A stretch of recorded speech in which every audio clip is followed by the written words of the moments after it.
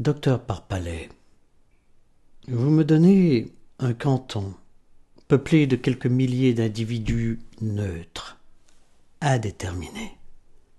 Mon rôle à moi, c'est de les déterminer, de les amener à l'existence médicale. Je les mets au lit et je regarde ce qui va pouvoir en sortir. Un tuberculeux, un névropathe, un artérioscléreux, ce qu'on voudra, mais quelqu'un de grâce, quelqu'un. Rien ne m'agace comme cet être ni chair ni poisson que vous appelez un homme bien portant. Le docteur, vous ne pouvez cependant pas mettre tout un canton au lit. Knock, cela se discuterait. Oui, car j'ai connu, moi, 5 personnes de la même famille, malades tout à la fois, au lit tout à la fois, et qui se débrouillaient fort bien. Non, votre objection me fait penser à ces fameux économistes qui prétendaient qu'une grande guerre moderne ne pourrait pas durer plus de 6 semaines. Alors, non, la vérité, c'est que nous manquons tous d'audace, et que personne, pas même moi, n'osera aller jusqu'au bout et mettre toute une population au lit pour voir. Pour voir. Soit. Je vous accorderai qu'il faut des gens bien portants, ne serait-ce que pour soigner les autres, et constituer à l'arrière des malades en activité une espèce de réserve. Mais ce que je n'aime pas, c'est que la santé prenne des airs de provocation. Car vous avouerez avec moi que c'est excessif. Nous fermons les yeux sur un certain nombre de cas, nous laissons à un certain nombre de gens leur masque de prospérité. Mais s'ils viennent ensuite se pavaner devant nous et nous faire la nique, je me fâche. C'est arrivé ici pour M. Rafalins.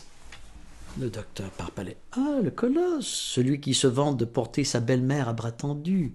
Oui, il m'a défié. Près de 3 mois. Mais ça y est. Le docteur quoi? Il est au lit. Ces vantardises commençaient à affaiblir l'esprit médical de la population. Le docteur. Il subsiste pourtant une sérieuse difficulté, docteur Knock. Knock. Laquelle? Parpalais. Vous ne pensez qu'à la médecine. Mais le reste. Ne craignez-vous pas qu'en généralisant l'application de vos méthodes, on amène un certain ralentissement des autres activités sociales, dont plusieurs sont malgré tout intéressantes? De Knock, ça ne me regarde pas. Moi, je fais de la médecine. Parpalais. Il est vrai que lorsqu'il construit sa ligne de chemin de fer, l'ingénieur ne se demande pas ce qu'en pense le médecin de campagne. Parbleu. Regardez un peu ici, docteur Parpalais. Vous connaissez la vue qu'on a de cette fenêtre? Entre 2 parties de billard, jadis, vous n'avez pu manquer d'y prendre garde. Tout là-bas, le mont Aligre marque les bornes du canton. Les villages de Mescla et de Trébure s'aperçoivent à gauche. Ici, de ce côté, les maisons de Saint-Maurice ne formaient pas une espèce de renflement.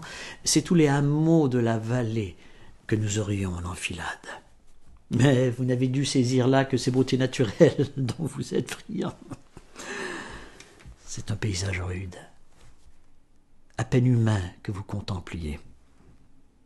Aujourd'hui, je vous le donne, tout imprégné de médecine, animé et parcouru par le feu souterrain de notre art. La première fois que je me suis planté ici, au lendemain de mon arrivée, je n'étais pas trop fier. Je sentais que ma présence ne pesait pas lourd.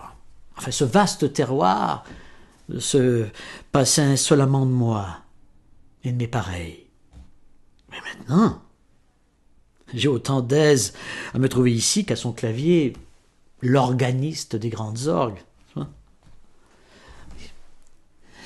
Dans 250 de ces maisons, il s'en faut que nous les voyons toutes à cause de l'éloignement et des feuillages, il y a 250 chambres où quelqu'un confesse la médecine. 250 lits où un corps étendu témoigne que la vie a un sens. Et grâce à moi, un sens médical.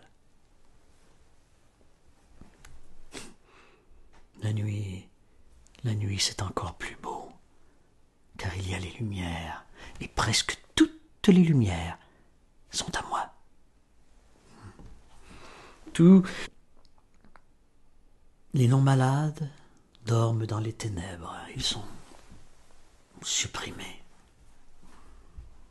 Tout ce qui reste en marge de la médecine, la nuit m'en débarrasse, m'en dérobe l'agacement et le défi. Le canton fait place à une sorte de firmament, oui, voilà, dont je suis le créateur continuel. Et je ne vous parle pas des cloches. Songez que, pour tout ce monde, leur premier office est de rappeler mes prescriptions. Quelles sont la voix de mes ordonnances? Oui. Et songez que dans quelques instants, il va sonner 10 heures, et que pour tout ce monde, 10 heures, c'est la 2e prise de température rectale, et que, dans quelques instants, 250 thermomètres vont pénétrer à la fois.